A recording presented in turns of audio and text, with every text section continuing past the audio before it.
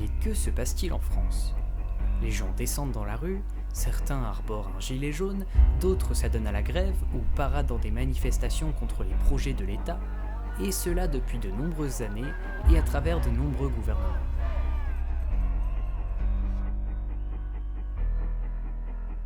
Depuis le début des années 2000, pas un seul président n'a connu de mandat sans grève. Parallèlement, le taux d'abstention durant le premier tour de l'élection présidentielle, l'élection reine, est encore de 20%, ce qui fait que sur 47 millions d'électeurs en 2019, 10 millions de Français préfèrent ne pas voter. Pire encore, lors de l'élection des députés de 2017, on comptait 57% d'abstention.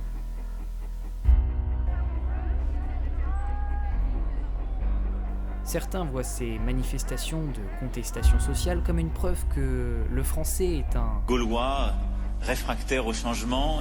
Mais la majorité des Français admettent une certaine légitimité et une raison dans la fréquence des manifestations.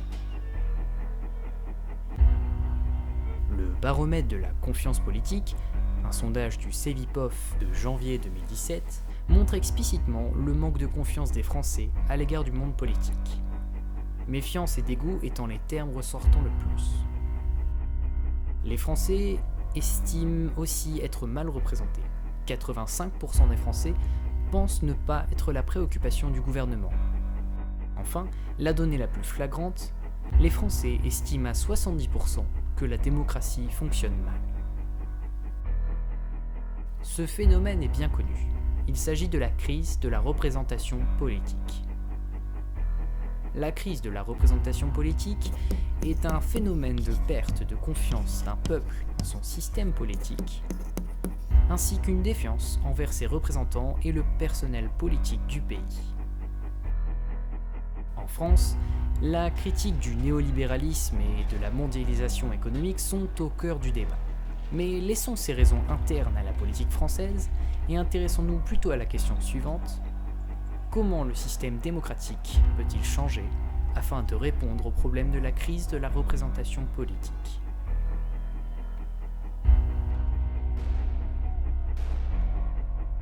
Bien. Pour comprendre pourquoi le système politique est remis en cause, il faut d'abord comprendre ce qu'est la démocratie représentative et quelles sont ses alternatives.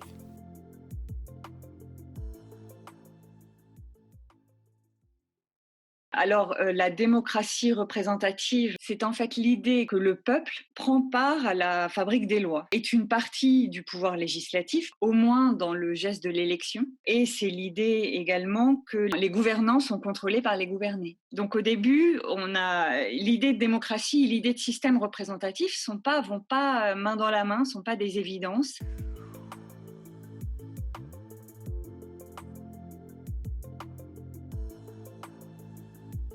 La crise de la représentation politique, elle est multidimensionnelle. Il y a d'abord ses symptômes. C'est la crise du vote, avec une montée depuis les années 80 de l'abstention, avec la multiplication des bulletins blancs et nuls, et avec également la montée en puissance des votes extrémistes, notamment d'extrême droite. Il y a aussi la crise de l'engagement politique avec des syndicats et des partis politiques qui connaissent de véritables hémorragies en termes d'adhérents et a fortiori de militants et même aujourd'hui, dit-on, de cadres et de dirigeants. Et puis il y a aussi la crise de l'opinion publique qui a perdu ses repères. Le meilleur argument que l'on puisse donner, c'est la remise en cause du sacro-saint clivage droite-gauche. Donc tout cela, ce sont des symptômes d'une crise de la représentation qui se traduit notamment en termes de crise de représentativité où les élites seraient surreprésentées au détriment de ce que l'on appelle la société civile.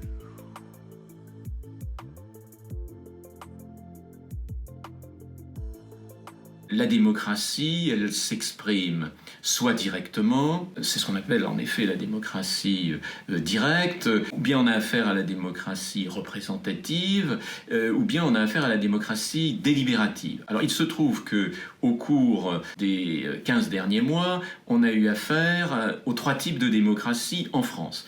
On a d'abord connu la démocratie directe, ça a été la démocratie en jaune sur les giratoires. La démocratie délibérative, nous l'avons connue avec le grand débat. Au printemps 2019, il y en a une autre, le référendum, qui sous la Ve République est tombé en déshérence depuis l'après de Gaulle. Ceux qui ont inventé en fait le concept de démocratie directe ou alors participative, en fait, ce sont les mouvements d'étudiants et les mouvements de démocratie radicale dans les années 60 aux États-Unis, qui voulaient justement rajouter de la représentation aux mécanismes institutionnels qui étaient considérés comme sclérosés. Donc c'était l'idée qu'on complète, on enrichit, on ajoute une voix, mais on va quand même aller voter. On ne va pas délégitimer les institutions américaines. On considère qu'elles ont besoin d'un complément dans la société civile, avec des procédures qui sont du type, qui sont à cheval sur les mouvements sociaux et sur l'État.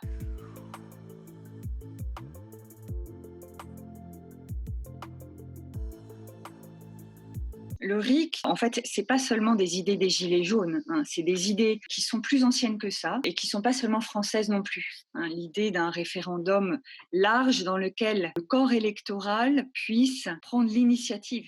Qu'on n'ait pas besoin de l'aval du Parlement pour que le peuple puisse parler à ses institutions. Et ce qui me semble très important, c'est l'idée que les gouvernants, donc les parlementaires, ne doivent pas avoir le monopole de la formulation du problème. Ensuite, introduire des possibilités de démocratie participative à tous les échelons, pas seulement le référendum au niveau national, mais au niveau local. On prenne l'habitude d'inclure les citoyens dans les procédures et dans les prises de décision.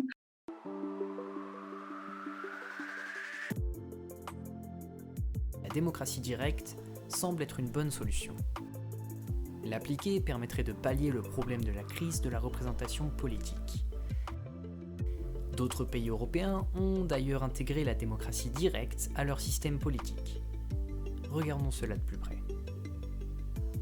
La Suisse, proposant des référendums prorogatifs, pouvant proposer des lois d'initiative populaire, a réalisé plus de 500 référendums depuis 1940.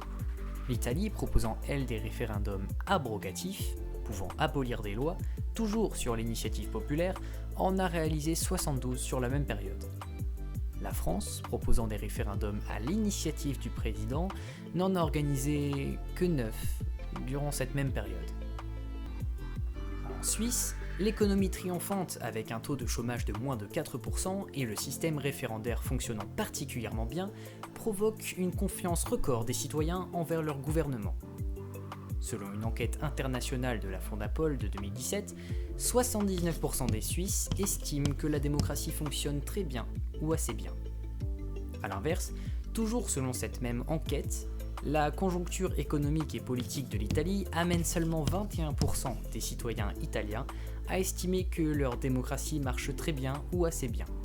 Ce qui est plus faible encore que la France, qui arbore un taux de satisfaction en le système démocratique de 30%.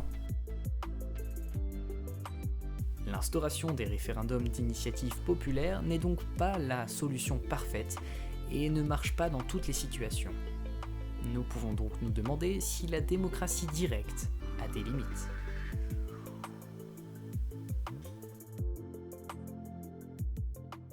Alors, les limites de la démocratie directe, on les connaît bien. C'est très compliqué d'appliquer la démocratie directe en permanence, donc il faut trouver des grandes occasions, solenniser l'opération, mais surtout bien expliquer en amont ce dont il est question et ce sur quoi on doit se prononcer.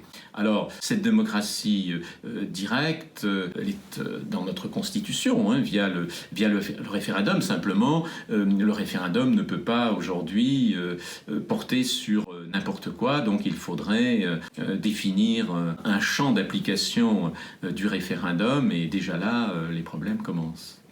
Et quand on observe les trois démocraties, on s'aperçoit que les Gilets jaunes, au plus fort du mouvement, c'est-à-dire au début, c'était grosso modo 1,5 million de Françaises et de Français. La démocratie délibérative, à peu près 2 millions de Français ont participé au grand débat, et puis aux européennes, c'est un peu plus de 20 millions. Donc on voit bien que la démocratie directe à laquelle on aspire aujourd'hui, finalement, ça ne mobilise pas énormément. La démocratie délibérative un peu plus, et c'est encore la démocratie représentative qui mobilise le plus de personnes. Je ne vais pas dire que tout ce qui vient du grand nombre doit se transformer en loi ou en constitution.